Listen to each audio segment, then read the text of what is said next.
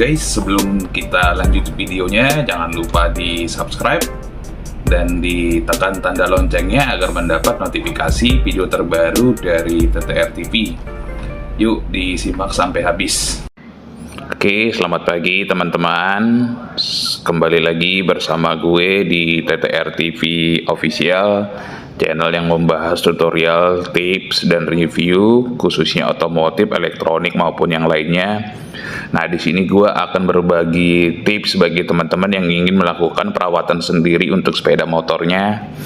Nah, ini dapat dilihat dari gambar yang gue tampilkan pada video ini. Nah, ini nanti gue akan jelaskan satu persatu, mulai dari yang paling atas kiri, yaitu filter udara. Oke, jadi filter udara itu kita wajib ganti per 16.000 km. Nah, ini filter udara sepeda motor zaman sekarang itu dia terbuat dari kertas, jadi masa usia pakainya ada. Nah, jadi di 16.000 km itulah rekomendasi pabrik maksimal pemakaian filter udara tersebut, agar supaya udara yang masuk ke ruang pembakaran selalu dalam kondisi yang bersih. Oke, nah ini untuk filter udara gue sarankan kita pakai yang ori, karena kadang kalau yang KW atau yang biasa dia tidak tertutup rapat, alhasil udara yang masuk tidak bersih. Oke, yang berikutnya adalah oli gardan. Nah, ini untuk oli gardan kita maksimal penggantian tuh di 8.000 km. Jadi untuk oli gardan tidak perlu diganti setiap bulan atau bersamaan dengan oli mesin. Nah, itu kita bisa pakai sampai maksimal 8.000. Oke, yang berikutnya untuk oli mesin. Oli mesin sebaiknya kita ganti di 2.000 km. Nah, tapi ini tergantung budget teman-teman juga. Nah, bagi teman-teman yang punya budget lebih, supaya kondisi mesinnya lebih terjaga, nah itu bisa dilakukan di under 2.000, semisal 1.000 atau 1.500. Nah, jadi kadang kita nggak mesti pakai oli yang mahal supaya mesinnya bagus, nggak juga. Tapi di sini lebih ke rutin atau konsisten dalam penggantian. Yang penting oli yang kita pakai adalah original, bukan oli palsu atau aspal. Nah, jadi dapat dilihat jika dibandingkan dengan oli mesin versus oli gardan. Jadi kita bisa lihat 1:4. Artinya 1 kali ganti oli gardan sama dengan 4 kali ganti oli mesin. Atau setelah ganti oli keempat mesin baru kita ganti oli gardan.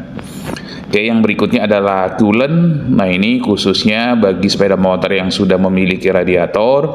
Nah, itu disarankan kita ganti coolantnya 12.000 km atau per 12.000 km, supaya fungsional dari si coolant itu maksimal untuk mendinginkan atau menjaga suhu mesin.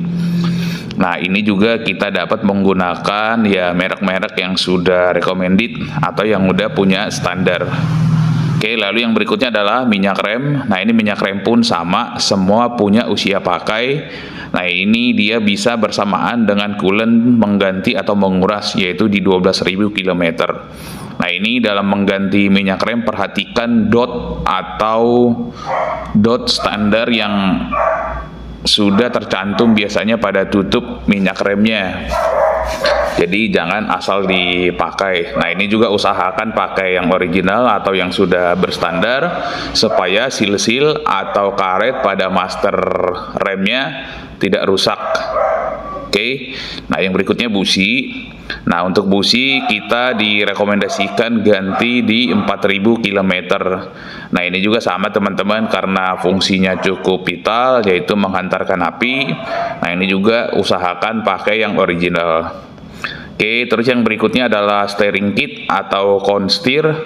Nah, ini kalau sesuai standar gue sih sarankan di 12.000 km atau setelah kita mendapat keluhan dia oleng atau lari atau speleng lah. Nah, oke, yang berikutnya adalah kampas rem depan. Nah, untuk kampas rem depan di sini dia kurang lebih sekitar 24.000 km. Atau kalau dia modelnya rem cakram seperti ini, seperti rem depan, nah kita bisa melihat indikator minyak rem yang ada pada tabung master. Jika dia sudah berada dalam low, nah itu artinya kampas rem sudah tipis dan kita bisa pantau. Oke, terus yang berikutnya adalah ban luar depan. Nah ini untuk ban luar depan kurang lebih usianya 24.000 km, tapi tergantung medan sehari-hari yang kita lewatin juga. Nah ini secara physically kita bisa pantau dengan mata kita sendiri. Oke, terus yang berikutnya adalah oli shock. Nah ini oli shock juga direkomendasikan di 12.000 km. Jadi pada saat kita melakukan servis besar, misalnya di 12.000 km, nah ini kita bisa ganti bersamaan dengan oli shock, coolant, dan juga minyak rem, dan juga steering kit. Nah terus yang berikutnya adalah drive belt atau fan belt. Nah ini dia kurang lebih di usia 24.000 km. Nah ini juga dalam melakukan servis CVT, gue sarankan per 3 bulan wajib kita servis CVT untuk mengecek bagian-bagian spare part yang ada di dalam dan juga memberikan pelumas tambahan. Nah dari situ biasanya untuk si panel dapat kita cek kondisinya apakah sudah retak-retak atau getas. Oke, nah terus yang berikutnya adalah kampas ganda. Nah untuk kampas ganda juga dia kurang lebih sekitar 24.000. Nah ini juga sama, biasanya dapat kita rasakan dari performa motor tersebut bahwa kampas gandanya sudah minta ganti apa belum. Oke, yang berikutnya adalah ban luar belakang. Nah ini juga sama 24.000, sama dengan yang ban depan tadi. Selanjutnya rem belakang juga sama sekitar 24.000. Nah jadi ini bisa sekalian juga di 24.000, yaitu rem belakang, ban depan, ban belakang, kampas ganda, dan juga drive belt atau fan belt. Oke, yang berikutnya adalah shock breaker. Nah ini juga sama, untuk shock breaker kurang lebih usianya di 30.000 km, tapi secara physically juga kita bisa pantau langsung kondisi shock breaker tersebut. Oke, lalu yang berikutnya adalah untuk menguras tangki. Nah ini disarankan di per 10.000 km. Nah ini untuk memastikan supaya si full pumpnya dan injektornya tidak tersumbat atau cepat kotor. Nah apalagi jika kita sering memakai kualitas BBM yang tidak baik atau kotor, khususnya yang suka ngisi bensin di eceran. Jadi ini harus diperhatikan, takutnya juga ada air. Nah jika ada air, nah itu dapat menyebabkan korosi sehingga tangkinya jadi cepat bocor. Oke, demikian tips dalam perawatan sendiri sepeda motornya dari gue.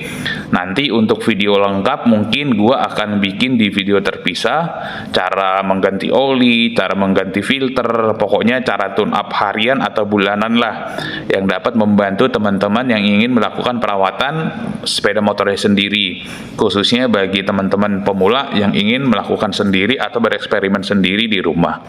Nah, demikian tips yang dari gua, semoga bermanfaat. Jangan lupa di like, komen, di share, dan terakhir di subscribe, karena subscribe itu gratis ya, supaya gua lebih semangat lagi bikin video-video tips yang bermanfaat lainnya. Dan terakhir, jangan lupa ditekan tombol loncengnya agar mendapat notifikasi video-video terbaik atau video menarik yang bermanfaat dari gue.